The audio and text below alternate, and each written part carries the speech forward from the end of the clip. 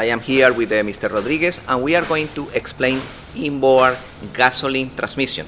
In this particular case, we have a straight transmission, no, Danny? Yep. This is a Borg-Wagner. The Borg-Warner Velvet, it's got the Velvet drive and it's Borg-Warner. Borg-Wagner. Wonderful. Danny, I explained in previous episode, the transmission is pretty similar to the automotive transmission. In this particular case, we have a similar scenario that the scenario that you have in your car. Absolutely. And this is the bell housing, That's no? the bell housing, this is your transmission, and this is like your differential. The differential together, no? We can start with the disassembly process, and we explain internally what happened. Yeah.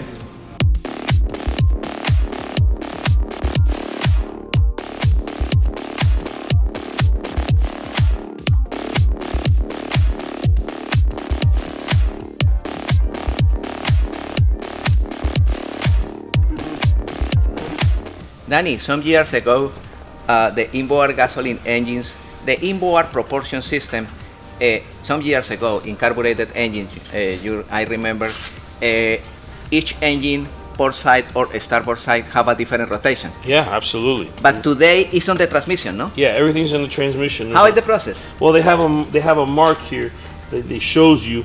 Oh, if that it's mark. pointing towards the right, there's gonna be a right-hand rotation. If it's pointing towards the left, it'll be a left-hand rotation. Ah, this one in this particular case is right side, Correct. and this one That'll should be be left left. side. Oh, incredible! And no? that's all. And all how that works is everything's inside here. It just changes the direction. Correct. Incredible. That's very important. This is the crescent that produce the pressure, no? Absolutely. Increase the pressure, and you have a input port and return. In the return, correct. Input over there and return. Ah, of course, the input is in this area and the return in the compressed area. Correct. Simple, no? Yeah.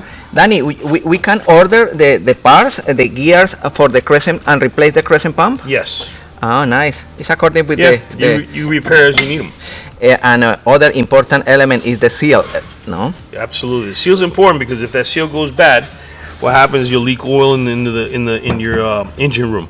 So anytime you're working on any seal, you should always apply a little bit of grease. So when you're putting it on there, it doesn't cut it or Correct. fold it. For that reason, one of the most important recommendations when you remove the oil pump is clean the shaft in order to avoid destroy. So if you look here, you see how this is. I mean, this has been here around the shop. So here, basically, you see that if you put that dry seal on there, it would actually probably damage it. Grease Or is grease the it, recommendation. A little bit of emery cloth just to clean it, Correct. and then grease it. This is the planetary system. Right. This is the ring.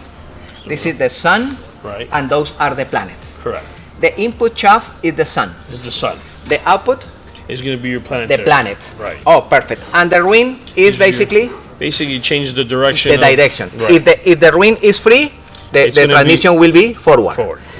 If the ring is stopped, It's going to be in reverse. How you stop that ring, Danny? Well, basically, when you activate the reverse lever and the plunger will move, it'll actually squeeze the clutch The oil. back. The oil will squeeze the clutch, and if you notice, there's a stainless steel and there's a Friction. So what happens is it Stop. holds, it stops. Stop. The servo valve with the solenoids for forward and reverse that you have on the screen right now is exactly the same like this servo valve. This is a servo valve with three positions. One position in the middle for neutral. This is the oil pump or PTO. The oil enter over there in the neutral position and return and go into the reservoir. This is the neutral position.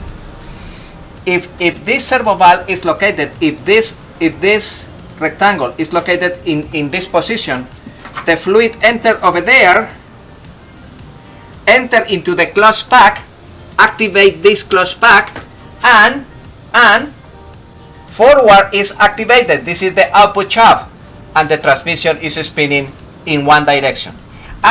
If this servo valve is located this rectangle in the middle, the fluid goes over there, activate this clutch pack, and this gear is engaged with this, and the transmission is moved in reverse in the opposite direction. We have the neutral safety switch here. Yep. And we have the oil temperature switch. Right. Oil temperature switch here, Absolutely. and neutral safety switch over there. Yeah, I'm going to make a comment on this on the neutral safety switch, because if you really looked at it, it's like two little balls Correct. in there, and what happens is if you don't have it completely in neutral, it won't Correct. engage. And you know, Danny, that in the majority of the engines, that neutral safety switch interrupt the yellow-red cable for the Yep. start motor. Yellow red stripe. Correct. That's why you don't start it in gear. You hurt Correct. someone. or- Correct. That's very simple. Okay. Temperature, oil temperature, neutral safety switch, and this valve is to check pressure. Pressure, Or pressure, yeah. no?